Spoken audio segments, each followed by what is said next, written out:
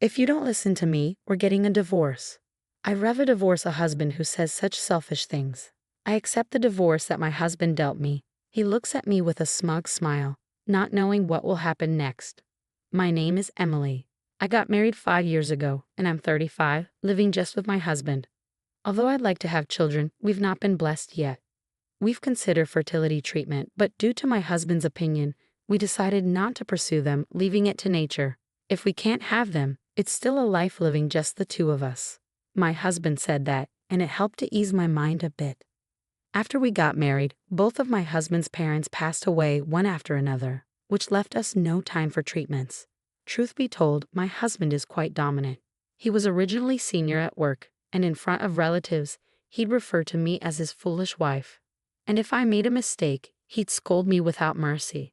Since our relationship was hierarchical before marriage, it continued even after marriage. This may make my husband sound like a bad person. He has his gentle side too. When I was his subordinate, he gave me accurate advice and guidance when I made mistakes or when things didn't go well.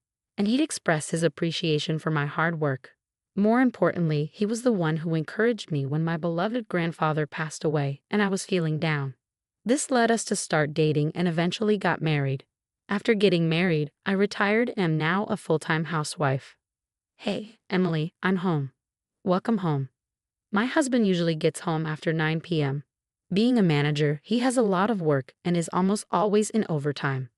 You're late again today. You must be tired. I pick up the shirt and socks that my husband has taken off and talk to him. He just sits on the sofa and doesn't say a word. It's always like this. He must be really tired. I start preparing dinner for him, and when I finish serving him, he begins to eat without a word. After he finishes eating in about 10 minutes, he heads to the bathroom. I prepare a bath towel and underwear for him and start cleaning up after dinner. And when he comes out of the bath, he goes straight to the bedroom. My husband has always been a man of few words, but I wonder if the recent promotion has been building up his fatigue. For the past year or so, there's been very little conversation between us. But even so, I trust and love my husband because he was the one who was with me when I had the hardest time. I lost my father in middle school and my mother in my freshman year of high school. Afterwards, I was taken in by my grandfather and raised by him. My grandfather treated me like his own daughter and loved me dearly. I adored my warm and kind grandfather. I wanted to give back to my grandfather. When I started working, I had a goal in mind: to save money and spend quality time with my grandfather. I took him on trips and shared delicious meals with him. The time we spent together was enjoyable, and I wished for him to stay healthy and energetic forever. However, 3 years after I started working, my grandfather passed away from lung cancer. I was literally left all alone. I knew I would have to part with my grandfather someday, but I didn't expect it to come so soon. I wish I could have done more for him. We could have spent more time together. I was so sad, spending every night crying. The person who noticed my change was my then boss, my husband. My husband genuinely listened to me, saying, "You've been through a lot. You did well." I was truly lucky to have him as my boss. Normally a stern and intimidating boss, my husband was gentle with his words at that time. I'm sure he is a kind man deep down. That's why I want to continue to serve him. I think so. On a day off in the afternoon, the home phone rang. "Hello," I answered. "Oh, Emily, it's me," the caller said. It was my husband's younger brother. "Long time no see. What's up?" I asked. "I need to speak to my brother." "Is he around?" he replied. "Sure, hold on a sec." I called out to my husband, who was lounging in the living room. "You have a phone call," I said. As expected, there was no response. Without a word, my husband took the phone. "Hello, hey, how are you? What's up?" His face, which had been dour just a moment ago, immediately turned into a smile when he picked up his brother's call. My brother-in-law, who was 15 years younger than my husband, perhaps because of the age gap, my husband doted on him a lot. "I hear that he is living a blissful life with his beautiful wife he got 2 years ago. But I wonder what's up?" I thought aloud. "Ah, is that so? So, are you okay?" The tone of my husband's voice completely changed to a serious one. "I wonder what's going on," I mused. "Well, if you're ever in trouble, just tell me, okay? I'm your big brother, after all." With that, my husband hung up the phone. "What happened? Is something wrong?" I asked. My brother. He seems to have been laid off, my husband replied. Laid off? I exclaimed, surprised. I never expected something like this to happen. Yeah, I heard the company was struggling, but I didn't expect him to be laid off. My husband sat down on a chair, looking downcast. I was also unable to hide my shock. My brother-in-law is the exact opposite of my husband.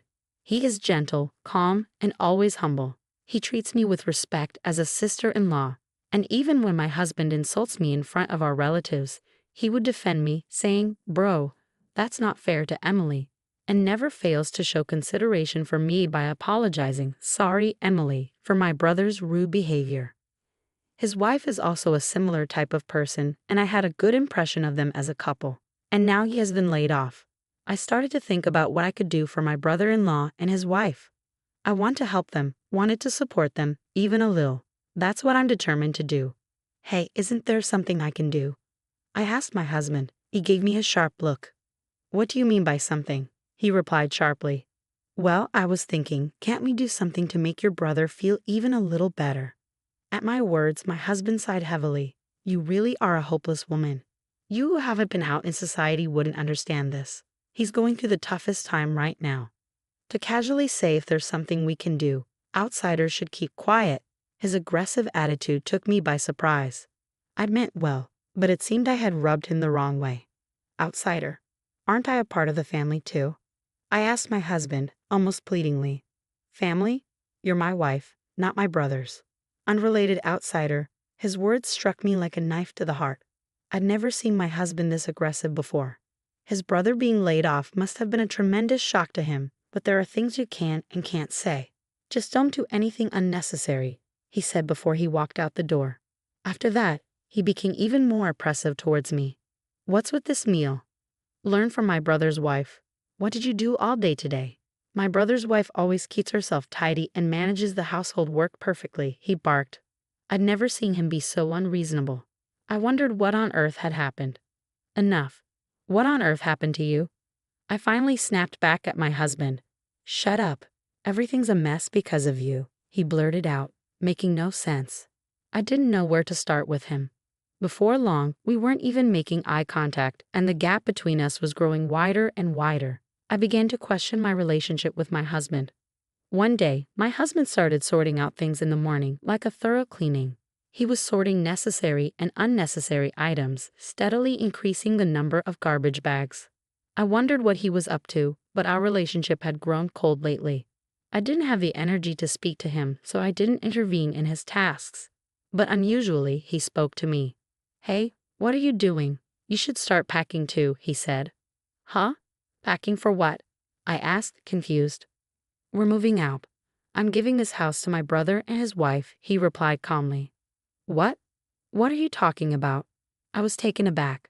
I found out that he intended to give the house where we were living to my unemployed and struggling brother-in-law and his wife. Wait a minute. Why are you doing this all of a sudden? I protested. Shut up.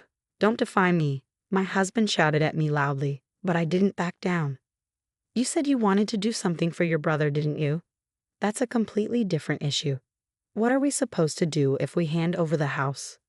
Where are we going to live? I reasoned with him. We'll figure that out later. My brother's in trouble right now, and as his elder brother, I need to help him, my husband insisted, moving the conversation along entirely on his own. To begin with, my brother-in-law was not the kind of person to kick us out and move into someone else's house brazenly. Despite this, why? As I gave my husband a suspicious look, he handed me something. If all you're going to do was talk back, you're of no use to me anymore. We're getting a divorce. Get out of here right now, he threw at me, the divorce papers already filled out. I couldn't believe he was proposing divorce. Stunned by my husband's unexpected move, I could only stand there, and yet it felt strangely appropriate.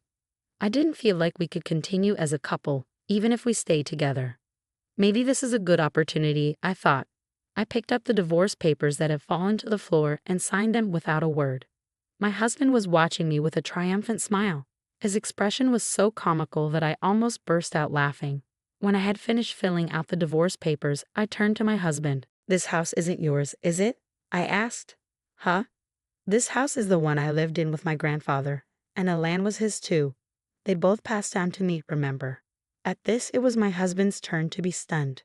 If it's in my name, how are you going to hand it over? Huh?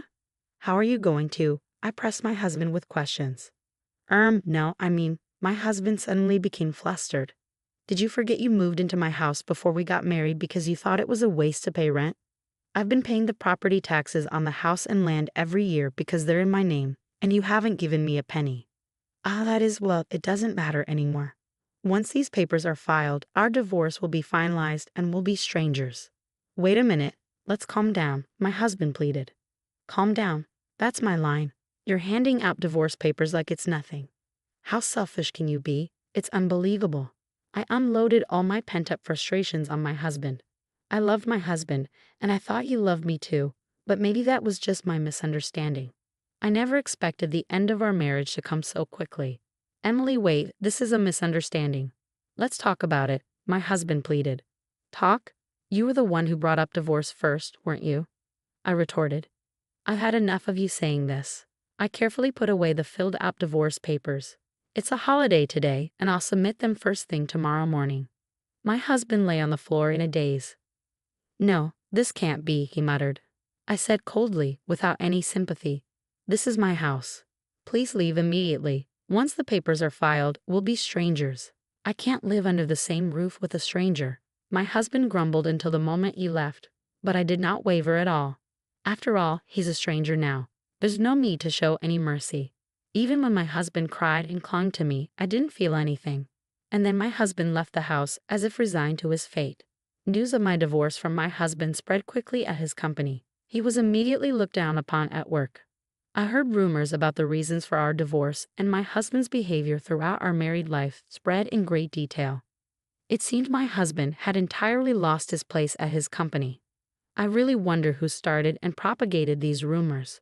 All I did was answer the questions his colleagues and subordinates asked me, and nothing more.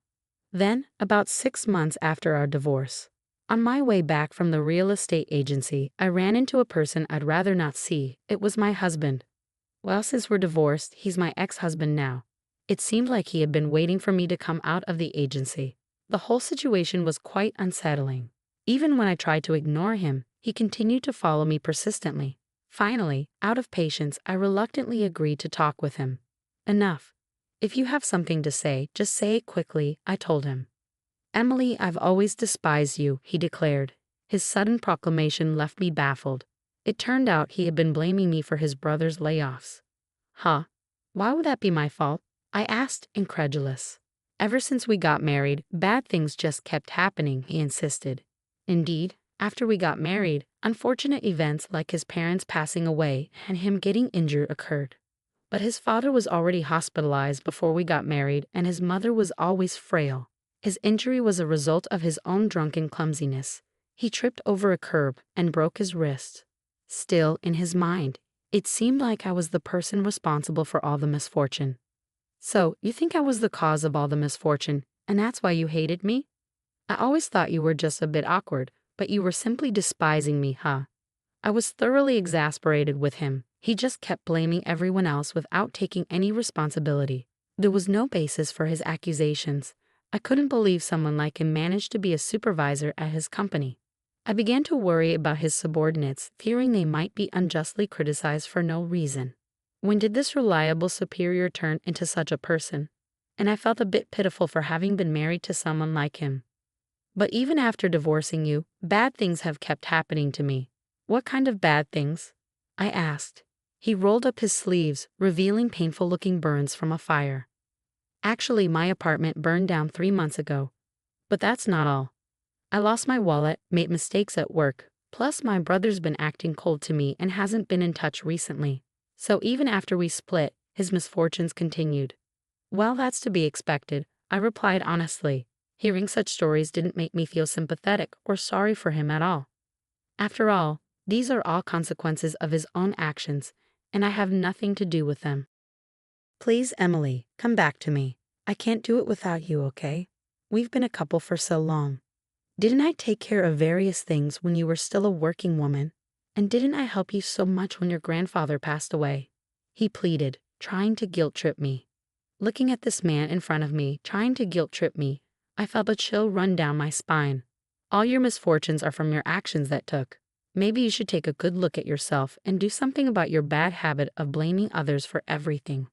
I replied calmly. With that, I walked away from him.